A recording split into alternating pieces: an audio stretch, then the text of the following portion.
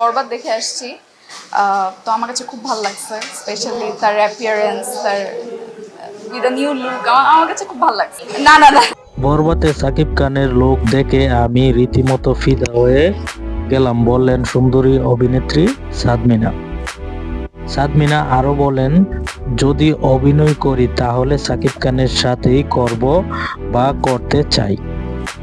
সাদমিনা আরো বলেন, বরবাদ সিনেমা আমি দেখেছি, বরবাদ দেখে আমি সাকিব খানের রীতিমতো ক্রাশ হয়ে গেছি। সাদমিনা বলেন, কি দারুণ লোক সাকিব খানের, আসলে সাকিব খান একজন রিয়েল হিরো, সুযোগ পেলে আমি সাকিব খানের সাথে কাজ করতে চাই।